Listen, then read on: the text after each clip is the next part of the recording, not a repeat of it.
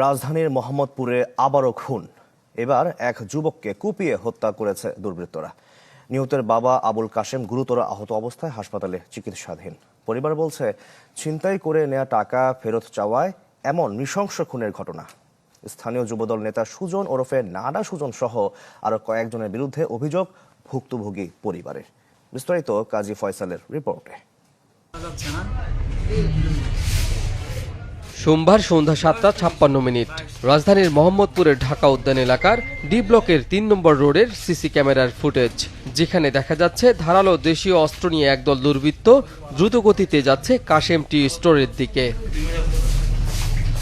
চা দোকানদার আবুল কাশেম ও তার ছেলে বিল্লাল হোসেন বাবুকে কুপিয়ে জখম করা হয়। মাত্র 1 মিনিটের মধ্যেই আবার তারা দৌড়ে স্থান ত্যাগ করে। চা দোকানের সাথেই বাড়ি আবুল কাশেমের।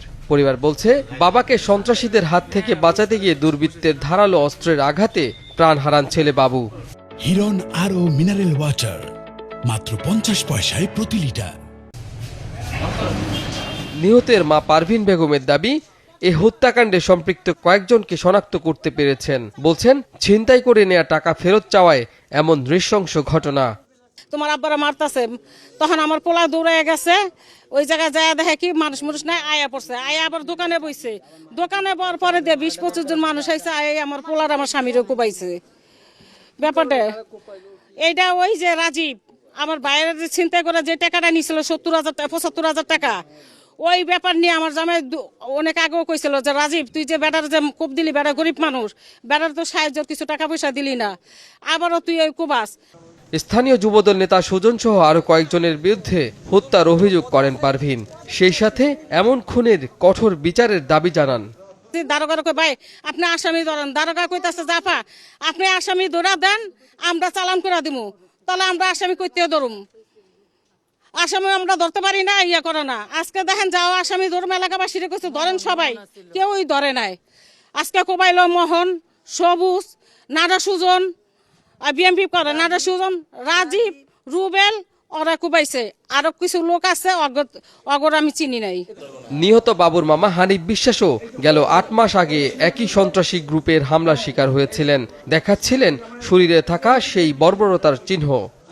ছিনতাই করার টাকা আমার ফেরত চাইছি, এই টাকা চাওয়ার কারণে এনাদেরকে আক্রমণ করছে।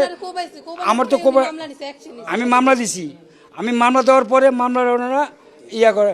কেউ তো আর এই চুরি চাপাটির সামনে আসবে না বাঁচাইতে, সবারই তো জানের ভয় আছে। এর মধ্যে আমার ভাইরে কোপ দিছে যে আমার ভাই ঘরে পলাইছে, আমি আবার গেট খুলছি। এই অবস্থা দেখে আমি আবার গেট খুলে আমার বাইরে ঢুকে এসেছি যে আমি অজ্ঞান হয়ে গেছি, আর ওইখান থেকে আমার বাপের কোপ আমি বাসিস। পুলিশ বলছে, টাকা লেনদেন ছাড়াও ঘটনার নেপথ্যের আরও কিছু গুরুত্বপূর্ণ তথ্য মিলেছে। আসামিদের ধরতে চলছে অভিযান। তো আমরা কিছু আসামির নাম পেয়েছি, তো তাদেরকে গ্রেপ্তারে আমাদের অভিযান চলমান রয়েছে। আমরা আরও কিছু ইস্যু নিয়ে কাজ করতেছি, হয়তো আরও কিছু ইস্যু আসবে। তো মেইনলি হচ্ছে টাকা পয়সা সংক্রান্ত বিষয় নিয়েই তাদের মধ্যে পূর্বশত্রুতা ছিল। ঘটনায় গুরুতর জখম আবুল কাশেম রাজধানীর শ্যামলীর একটি হাসপাতালে চিকিৎসাধীন। কাজী ফয়সাল, চ্যানেল 24, ঢাকা।